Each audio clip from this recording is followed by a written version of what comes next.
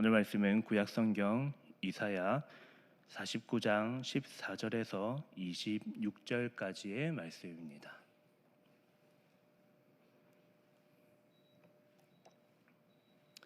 다 함께 합독하도록 하겠습니다.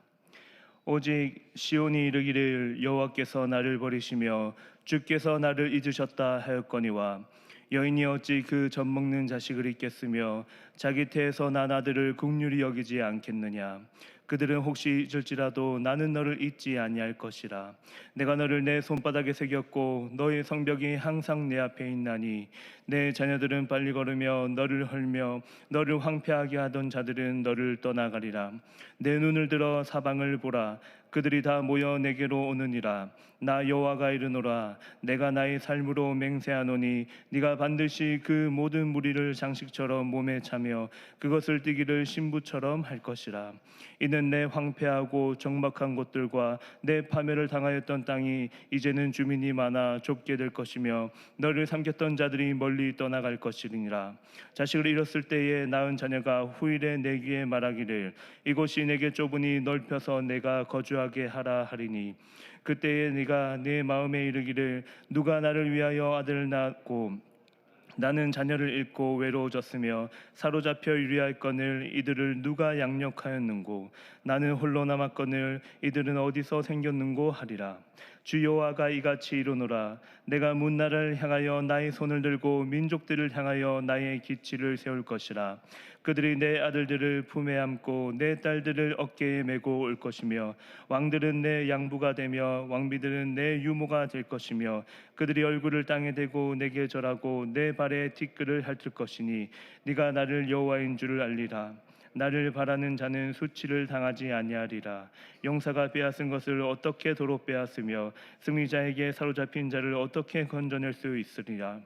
여호와가 이같이 말하노라. 용사의 포로도 빼앗을 것이요 두려운 자의 빼앗은 것도 건져낼 것이니 이는 내가 너를 대적하는 자를 대적하고 내 자녀를 내가 구원할 것임이니라. 내가 너를 억압하는 자들에게 자기의 살을 먹게 하며 새술에 취함같이 자기의 피에 취하게 하리니 모든 육체가 나 여호와는 내 구원자요 내 구속자요 야곱의 전능자인 줄 알리라. 아멘. 우리는 종종 자신의 뜻과 맞지 않는 하나님의 뜻을 경험하며 살아갈 때가 있습니다.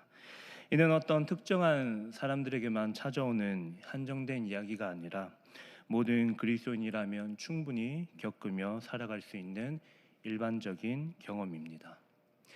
예를 들어 우리는 계획한 일이나 바라는 일대로 되지 않으면 스트레스를 받을 때가 있습니다. 혹은 내가 공들여서 하고 있는 일이 마지막에 무산된다면 분노에 휩싸일 수도 있습니다. 특별히 그리스도인 중에는 자신의 뜻에 벗어나는 사항들을 두고 때로는 하나님을 원망하는 사람들도 있을 것입니다. 이 원망하는 목소리의 원인은 대부분 자신의 뜻대로 되지 않는다는 이유에 있습니다.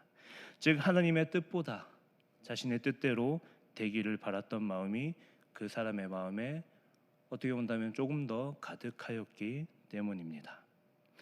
그러나 우리 하나님께서는 우리의 뜻과 다른 하나님의 뜻이라고 할지라도 우리 하나님께서는 선하십니다. 그분께서는 때로 그리스도인을 향하여 알지 못하는 사항을 마주하게 하십니다. 그럼에도 우리가 잊지 말아야 할 사실이 있다면 우리가 좋지 않다고 생각되는 사항을 하나님께서는 더 좋은 길로 인도하실 것이라는 사실입니다. 결국 하나님의 뜻이 무엇인가에 대한 질문과 하나님의 뜻대로 되기를 바라는 마음이 우리 안에 있는지를 우리는 스스로 돌아보아야 합니다. 특별히 오늘 본문에 자신이 원하는 뜻대로 살아가지 못하는 백성이 등장합니다. 바로 바벨론 포로 생활로 인하여서 절망을 느끼고 소외감을 느끼며 살아가고 있는 이스라엘의 백성입니다. 즉 시온의 탄식으로 이야기가 시작되고 있습니다. 여호와께서 나를 버리시며 주께서 나를 잊으셨다. 이는 시온의 백성들이 하나님께 불평하고 있는 표현입니다. 왜냐하면 포로 생활 속에서 자신들이 고통받고 있기 때문입니다. 어쩌면 그들은 이사야 49장 1절에서 13절까지의 말씀에서 하나님께서 이스라엘을 이방의 빛으로 삼으신 것과 그리고 예루살렘의 회복의 이야기를 들었을 때에 그들에게는 그 이야기가 자신의 상황과는 너무나도 맞지 않는 이야기처럼 들렸을 것입니다. 어쩌면 그 이야기는 과연 우리에게 성취될 수 있을 것인가? 내가 지금 포로로 살아가고 있는데 그 이야기가 과연 우리에게 소망이 될 수 있을 것인가라는 질문을 그들에게 던지게 만들었을 것입니다. 그래서 그 시온의 백성들이 지금 자신의 상황을 두고 하나님께서 나를 버리셨다, 하나님께서 나를 잊으셨다, 이렇게 하나님께 원망 섞인 이야기를 하고 있었습니다. 이에 하나님께서 그들에게 응답하십니다. 바로 내가 너를 잊지 않았다. 포로 생활 중에도 내가 너와 함께 있었다. 다만 그 사실을 알지 못하던 것은 너일 뿐이다. 하나님께서는 그들과 늘 함께 하셨고 그들이 하나님과 함께 있지 못하다라고 생각되던 그 모든 순간에도 하나님께서는 그들과 함께 하셨습니다. 특별히 하나님께서는 젖먹이는 여인의 심정으로 그들에게 말씀하셨습니다. 여러분, 이 땅에서 경험할 수 있는 무조건적인 사랑이라면 그것은 어머니가 자녀에게 베풀어주는 사랑입니다. 밤이며 낮이며 한순간도 눈을 떼지 못하고 사랑하길 원하는 어머니의 사랑입니다. 하나님께서 그 어머니의 사랑에 비유하며 그 어머니의 사랑보다 더 크고 영원한 하나님의 사랑을 선포합니다. 혹여나 인간의 어머니는 자식을 잊을 때가 있겠지만 그 하나님께서는 단 1분 1초라도 자식을 잊을 때가 없다라는 것을 하나님께서 말씀하여 주셨습니다. 하나님께서는 결코 없는, 이 땅에서 결코 경험할 수 없는 그 유일한 하나님의 사랑을 그들에게 다시 한번 알려주었습니다. 그래서 하나님의 사랑은 단호합니다. 그러나 하나님의 사랑은 그 어떤 약속과 사람의 사랑보다 더 진하고 강렬한 것을 우리는 오늘 이 하나님의 말씀을 통해서 알 수 있습니다. 그러므로 그들을 너무나도 사랑하여 시온의 백성을 손바닥에 새겼고 그의 성벽이 항상 내 앞에 있다 말씀하십니다. 여러분, 손바닥, 하루에도 몇 번씩 잊지 않고 바라보는 신체입니다. 우리가 의식하지 않아도 바라보게 되고 바라보게 되면 더욱더 의식하며 주의 깊게 살펴보는 것이 손바닥입니다. 그 손에 하나님의 백성을 새기겠다는 이 선포는 언제든지 그들을 바라보며 그들을 잊지 않겠다는 하나님의 사랑입니다. 무슨 일을 하든지 이 손을 떼고는 이야기할 수 없습니다. 하나님께서 모든 일을 행하실 때에 내가 너와 함께하고 너는 나와 함께하고 있었다라는 것을 하나님께서는 끊임없이 그들에게 선포하셨습니다. 그리고 항상 성벽에 대한 이야기를 하시며 그들의 성벽이 다시 한번 재건될 것을 하나님께서는 약속하여 주셨습니다. 현재 예루살렘을 멸망하였고 폐허가 되었습니다. 전쟁으로 인하여 모든 백성들이 죽었고 어미는 자식을 잃고 자식은 부모를 떠나보내었습니다. 희망이 아니라 모든 것이 절망적인 상황이었습니다. 그러므로 누가 과연 이 예루살렘의 회복을 꿈꿀 수 있었겠습니까? 하나님의 약속의 선포를 들음에도 회복을 쉽게 생각할 수 없는 것이 그들의 현실적인 상황이었을 것입니다. 그럼에도 불구하고 하나님께서는 그들에게 약속하십니다. 비록 버려지고 하나님께서 나를 잊으신 것처럼 보이지만 하나님께서는 그들을 버리지 않으셨습니다. 왜냐하면 그분께서는 자녀를 징계하시지만 자녀를 죽게 내버려 두시는 하나님이 아니라 그들을 하나님의 곁으로 돌아오게 하시는 하나님이시기 때문입니다. 오히려 하나님께서는 늘 우리 곁에 계셨습니다. 우리가 어려움 속에 빠져 있을 때도 그분께서는 우리의 시선을 돌리기 원하며 바로 옆에서 우리와 함께 하시는 그 하나님을 바라보기를 원하였습니다. 그러므로 하나님께서는 그들에게 약속을 지키십니다. 그들의 현재 상황과는 전혀 다른 모습이 나타날 것도 그들에게 다시 한번 선포하여 주셨습니다. 황폐함 속에서 놀라운 번성이 일어나게 될 것입니다. 성이 회복되어 마을이 재건되며 그리고 수많은 거민이 불어나게 될 것입니다. 나아가 시온의 여인들이 많은 자녀를 출산하며 과거의 어려움이 과연 우리에게 어려움이었는가? 이런 질문을 던지며 그들의 과거를 회상하게 될 것입니다. 그들을 둘러싸고 있는 모든 황폐함은 물러나며 다시 그들은 돌아와 사랑스러운 하나님의 백성으로 살아가게 될 것입니다.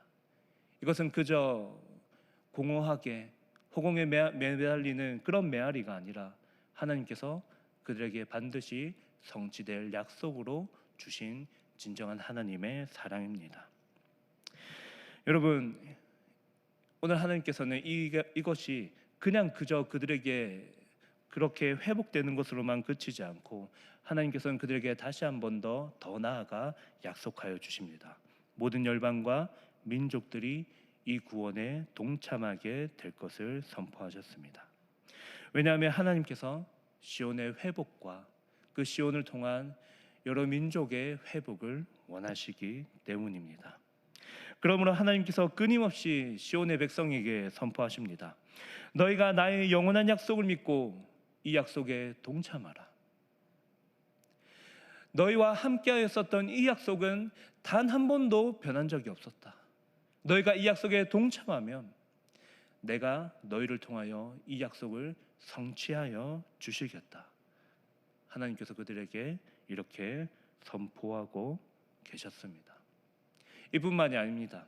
하나님께서 오늘 24절과 26절에서 또 무엇이라고 이야기하시냐면 그들에게 그냥 약속만 주고 끝나는 것이 아니라 너희가 이 약속 안에 들어온다면 내가 반드시 이 너희를 대적하는 원수들을 치고 너희에게 약속하였던 그 모든 승리를 확실하게 보여주시겠다 선포하셨습니다. 하나님께서 그들을 위하여 시온의 백성들을 끊임없이 사로잡고 올가매고 있는 모든 대적들과 싸우실 것입니다. 그리고 보란듯이 그들을 구원하여 승리하게 하실 것입니다. 그리고 그 모든 피조물과 시온의 백성들이 그 하나님의 이름을 구하며 하나님의 이름을 찬양하게 될 것입니다. 여러분, 우리는 세상을 살아갈 때에 우리 스스로의 판단과 우리 앞길을 우리 스스로가 결정할 때가 많습니다. 우리는 불가능해 보이고 도저히 가능하지 않을 것 같은 상황 속에서도 우리는 그 어떤 것들을 바라지 않고 우리는 하나님의 뜻을 구하며 살아가야 합니다. 도저히 변하지 않을 것 같은 그 바벨론의 포로의 상황 속에서도 건지시는 하나님. 우리에게 진정한 필요가 무엇이냐면 우리는 하나님의 약속을 붙드는 것입니다. 그리고 우리와 함께하는 우리를 올가매고 있는 저 대적들을 하나님께서는 승리케 하실 것이라는 사실입니다. 오늘 우리에게 하루가 주어졌습니다.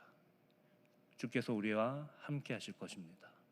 시온의 백성들의 목소리를 들으셨던 그 하나님께서 우리의 모든 대적에게 승리를 선포하셨던 것처럼 우리에게도 승리를 선포하여 주실 것입니다. 그리고 그 약속, 우리가 주님께로 나아가기만 하면 성취하여 주실 그 약속이 오늘도 우리와 함께 하실 것입니다.